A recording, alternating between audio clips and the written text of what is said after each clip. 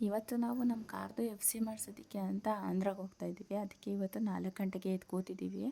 ಅವರು 8:15ಕ್ಕೆ ಬರೋಕ್ಕೆ ಹೇಳಿದ್ರು. ಅದಕ್ಕೆ ಸ್ವಲ್ಪ ಬೇಗ ಹೋಗೋಣ ಅಂತ ಹೇಳ್ಬಿಟ್ಟು ರೆಡಿಯಾಗಿ ಹೊರಟ್ವಿ. ನಾವು ಹೊರಡೋಷ್ಟರಲ್ಲೇ 5 ಗಂಟೆ ಆಯಿತು. 5 ಗಂಟೆಗೆ ಹೊರಟಿದ್ದಕ್ಕೆ ನಾವು ಆಂಧ್ರ ಹೋಗಿ ತಲುಪೋ ಅಷ್ಟರಲ್ಲೇ 8 ಗಂಟೆ ಆಗಿತ್ತು. ನಾವು ಅಷ್ಟು ಬೇಗ ಹೋಗಿದ್ದೇ ಒಳ್ಳೇದಾಯಿತು ಅಂದ್ಕೊತೀನಿ. ನಾವು ಹೋದ್ಮೇಲೆ ಒಂದು 100 ಕಾರ್ ತನಕ ಬಂದು ಕರ್ನಾಟಕದ ಗಾಡಿ. ಸೊ ನಮ್ಮದು 11 ಗಂಟೆ ಅಷ್ಟರಲ್ಲೆಲ್ಲ ಎಫ್ ಸಿ ಕೆಲಸ ಮುಗೀತು. ಕರ್ನಾಟಕದಲ್ಲೇ ಮಾಡಿಸೋಣ ಅಂತ ಅಂದರೆ ಪ್ಯಾನಿಕ್ ಬಟನ್ನು ಅದು ಇದು ಏನೇನೋ ಕೇಳ್ತಾರೆ.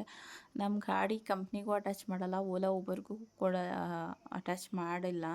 ಸೊ ಸುಮ್ಮನೆ ಏನಕ್ಕೆ ಅದೆಲ್ಲ ಅಂತ ಹೇಳಿಬಿಟ್ಟು ನಾವು ಹಾಕ್ಸ್ಲಿಲ್ಲ, ಆಂಧ್ರದಲ್ಲೇ ಹೋಗಿ ಮಾಡಿಸ್ಕೊಂಡ್ವಿ.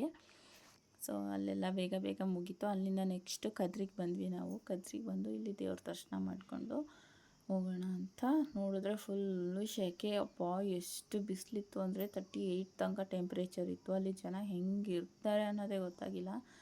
ನನಗಂತೂ ಆಗ್ತಿರ್ಲಿಲ್ಲ, ಎಷ್ಟೊತ್ತಿಗೆ ಹೊರಡ್ತೀನೋ ಅಂತ ಅನ್ನಿಸ್ತಾಯಿತ್ತು. ಸೊ ಅದಕ್ಕೆ ಒಂದು ಐಸ್ ತೊಗೊಂಡು ತಿನ್ಕೊಂಡು ತಣ್ಣಗಿರುತ್ತೆ ಅಂತ ಅಲ್ಲಿಂದ ಹೊರಟ್ವಿ. ನೆಕ್ಸ್ಟು ಚಿಕ್ಕಬಳ್ಳಾಪುರಕ್ಕೆ ಬರೋಣ, ಇಶಾ ಫೌಂಡೇಶನ್ ನೋಡ್ಕೊಂಡು ಹೋಗೋಣ ಅಂತ ಹೇಳಿಬಿಟ್ಟು ಅಲ್ಲಿ ಆ ಕಡೆಗೆ ಹೊರಟ್ವಿ.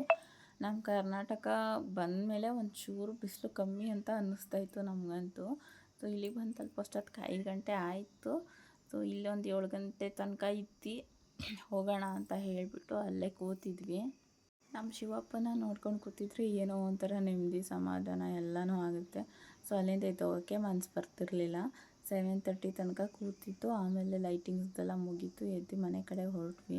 ಅಲ್ಲಿಬ್ಬರು ಟೂ ವೀಲರಲ್ಲಿ ಹೋಗ್ತಾ ಇದ್ದಾರಲ್ಲ, ನಾನು ಮುಂದೆ ತಾನು ಮುಂದೆ ಅಂತ ಎಷ್ಟು ಸ್ಪೀಡಾಗಿ ಹೋಗ್ತಿದ್ರು ಅಂದರೆ ಹೋಗಿ ಹಿಡ್ಕೊಂಡು ಹೊಡೆದಾಕ್ಬಿಡೋಣ ಅನ್ನೋಷ್ಟು ಸಿಟ್ಟು ಬರ್ತಿತ್ತು ನನಗಂತೂ.